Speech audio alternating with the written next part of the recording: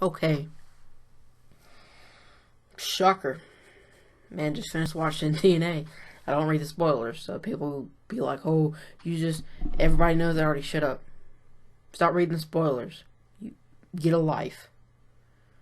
But other than that, just get off that. I don't like people who do the spoiler shit and just bash everything because they see the spoilers first. Get a fucking life. I mean, really, come on now, dude.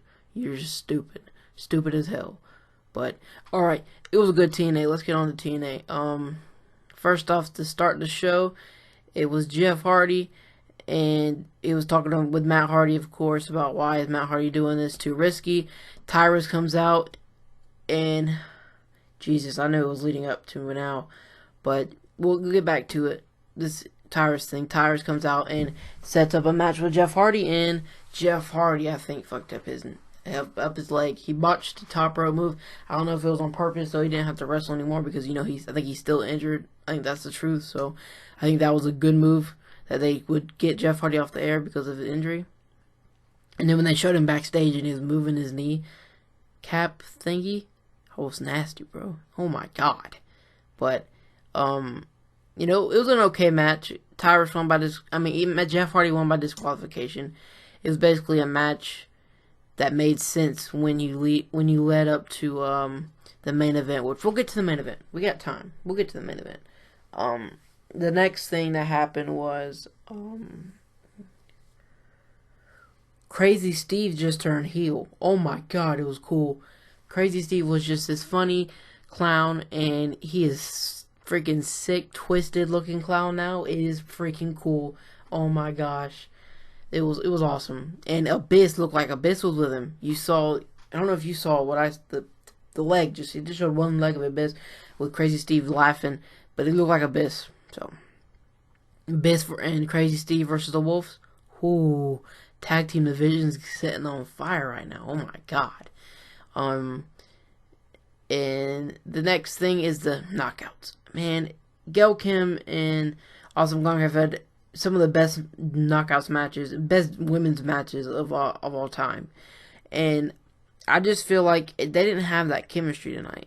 Some spots in the match were okay, but I don't feel like they had that chemistry. And that was the one thing that held Impact back for me tonight. It was still a really, really solid episode, but I think if the knockouts would have done a little bit better job, it would have been a lot better of a show to me, honestly. But Gail Kim won. She kept her title, which was pretty good. Like I said, they had a couple good spots. That's all I got to say with that. It was okay, to be honest. I wish they would go ahead and break up the Dollhouse Beautiful People and kind of revamp the Knockouts division, bring in some new ones. I've heard Chelsea Green, the other chick from Tough Enough, has debuted tonight. I'll talk about that when time comes up to it. But that's what I feel about the Knockouts division. Bring some new Knockouts in, obviously. Yeah, that's all I gotta say about that. Then we get to see Beer Money come out, and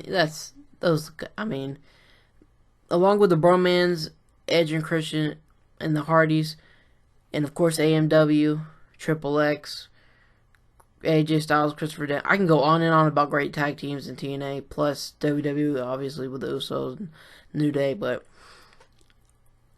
Beer Money is one of my favorite tag teams of all time. And if you were to look at them as just in all of wrestling, they would be in the top 10 tag teams of all time. They're pretty damn awesome. But they start talking about how they want Bram and Eric Young, but instead Eli Drake and Jesse Gardner comes out, and I think that's a great pairing as well. Great tag team. And the match was solid. The match was entertaining. Beer Money always puts on a show, and then you have two up-and-comers like Eli Drake and Jesse Gardner's in the match as well, and it was just really cool to see that match. I thought it was pretty good, to be honest. It was okay. It was a good match. Which Beer Money won, which I think that's good. They should have won. It made sense for them to win, to be honest. Like, I don't think they should have lost. I don't think the only people they should lose to probably would be like the Wolves, but probably in like a best 3 series, and that would be, oh my god, it would be a great series. like they did with Motor City Machine Guns and Team 3D. Oh my god. I'm just waiting for that to happen. Jesus, that's going to be good. But the next segment I want to talk about is Kurt Angle's I can't say that word. Oh my god. Farewell tour. Got it. Tired, y'all. Leave me alone. Don't bash me in the comments for that. Can't talk sometimes, but I like how they're setting up for Lashley Kurt Angle again, because the match they had last year was phenomenal in the UK. They had a really great match, so I think that seeing that again, and I heard it's supposed to be scheduled for the UK again, and that'll be pretty cool to see. Bobby Lashley Kurt Angle one more time, and is Lashley turning heel because he looked at Kurt Angle and goes, "I'm gonna beat your ass, Kurt." I was like, oh shit. Then they go to the back and they're talking to Lashley again, and the chick from Tough Enough debuts, and I'm like, what's going on here? It's good. It's interesting. That's all I gotta say. I think it's gonna be pretty cool to see what happens with that, and why the chick from Tough Enough, I can't say her name in TNA. It's hard for me to pronounce. It should be pretty cool. Then we get to see the Miracle, Mike Bennett, and it gives me chills every time this man comes out because he is a stud. He's freaking awesome. You didn't watch him in ROH, you're lucky you get to watch him in TNA. The dude is great. Surprised he picked TNA over WWE, and that's pretty cool to see as well. He faced Pepper Parks, which was a solid match. It was basically a squash match, but Pepper Parks did put up a fight. But he got caught with a super kick at one point. I was like, ooh, god dog. And the fans are not taking a liking to him so far. But from what I've seen on Twitter, Instagram, and all the other stuff, he's got a lot of fans. So I think if they probably move out of it, I think he's going to be moved for the first couple of months. Then fans are going to warm up to him. And I think that's what's going to end up happening. But I feel like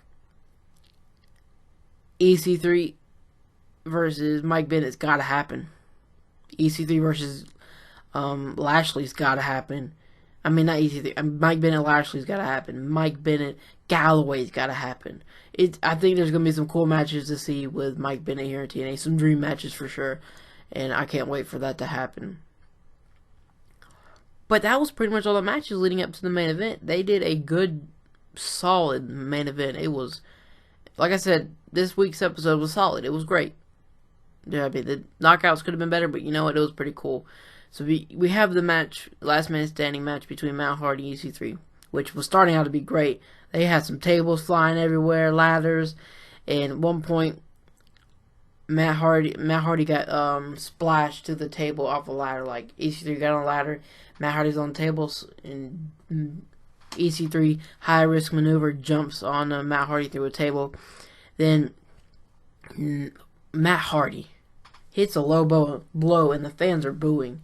And I was like, okay, this is getting crazy. What is Matt Hardy doing? Then he gets a chair, wraps around EC3's neck, hits him with a twist of fate. I'm like, oh my god, EC3's mouth's bleeding, freaking blood everywhere. And then he still gets up. I'm like, yeah, let's go, EC3. Let's do it.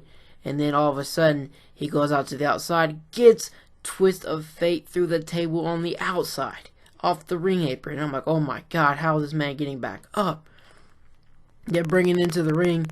EC3 hits a 1%er. Matt Hardy gets back up. EC3 makes his way back up too, and Tyrus comes out. I'm like, oh my gosh. Bye Matt Hardy. Thank you, Tyrus. Let's go, EC3. And then EC3 gets his ass whooped by Tyrus, and I was shocked. He got up after Tyrus's big move. Then Matt Hardy nails him with a belt straight in the face. I'm like, oh my god, it's over. What did we just see? And another part to throw in, Matt Hardy was about to use the freaking hammer that his wife gave him. Matt Hardy is one, and I love that he's heel now. It's the era of big money Matt. And I feel like TNA right now is getting pretty good. And I feel like 2016, they're coming back, to be honest with you guys. And if you don't believe me, you can just do whatever you want. Go suck Vince's dick, whatever, like I've said before. But you got to be a fan of TNA and what they're doing right now. And I'm a fan of all wrestling. I got to say that every time just so I don't hear, oh, TNA fans, blah, blah, blah. But I'm a fan of everything. But with that being said, please like, subscribe, and comment. I am out.